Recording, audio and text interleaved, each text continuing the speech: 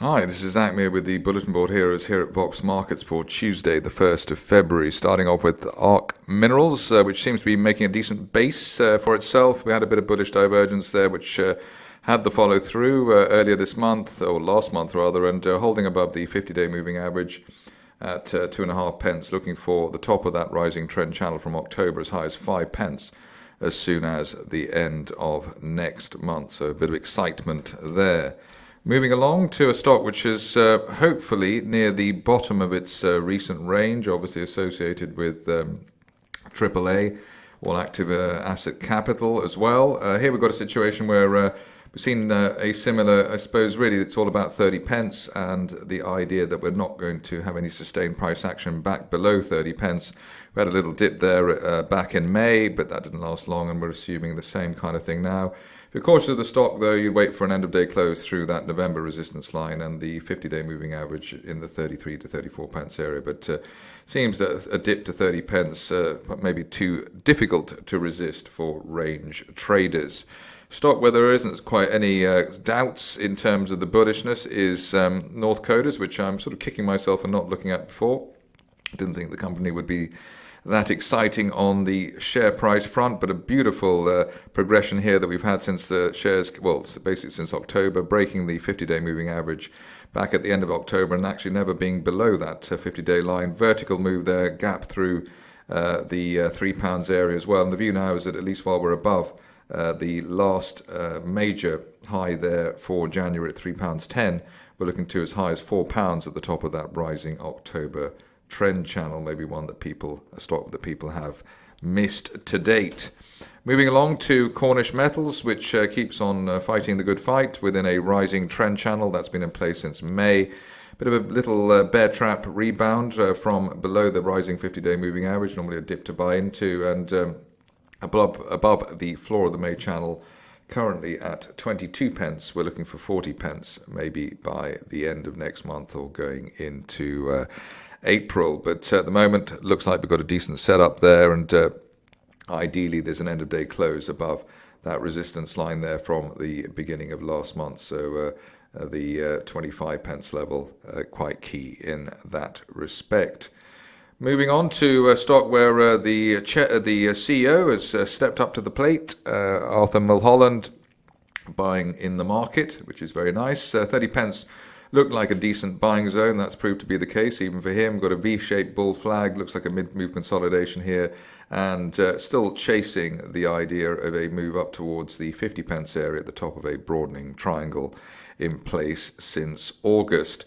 This stage, I suppose, only really back below the unfilled gap to the upside at 23 pence, outright negative, but one would be very surprised if there was now any price action either below 30 pence or even if we're lucky below the 200-day line at 32. So 32 pence, holding that area would be a real plus point for Canadian ahead of a move to 50 by the end of next month. A stock which has been horrific, probably one of the two stocks, horrific stocks that we'll be looking at today. They don't always cover the nice ones.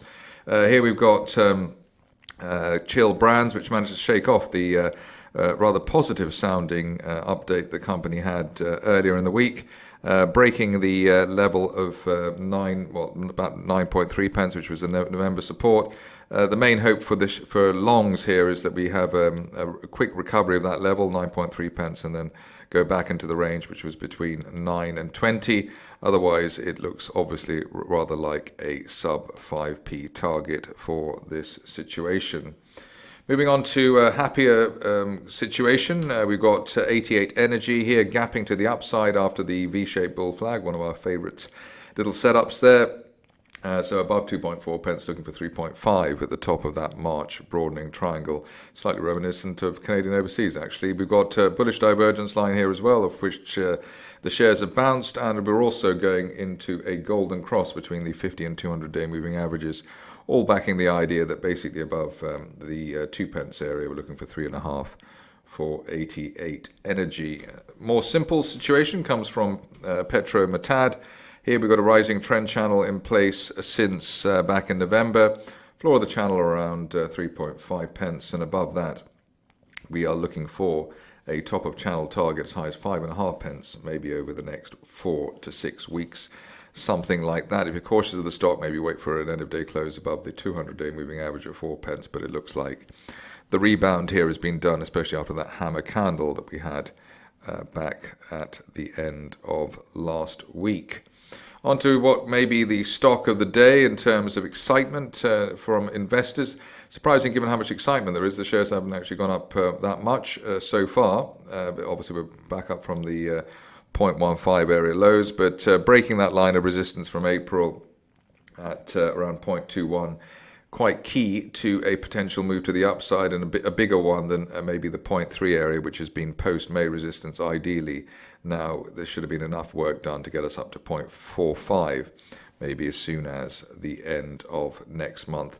Only negative here really would be if we were back in the 0.18, 0.19 area after just a little blip to the upside. We've seen a few of those before, just these false breakouts that the shares have had, especially above 0.25. Moving on to a stock which has been rather frustrating given the wealth of positive news flow that the company's managed to deliver. I've got a quadruple floor here for Oracle Power in the low 30s or down to 0.3. So a bit like Asimilar, this could be a potential support zone.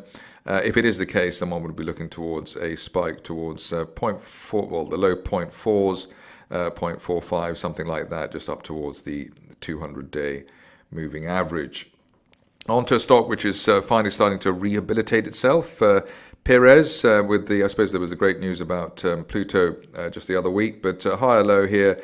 6 pence looks to be the natural support area for the shares. We had that brief December dip below it, but above 6 pence looks as though the shares could get up to 8.5, which has been the natural top of the range since the end of the summer.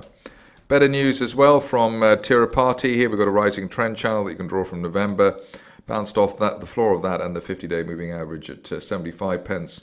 Above that, we're hoping for a zigzag higher up towards the 200-day moving average and the top of the channel at 100 pence, maybe by the end of next month.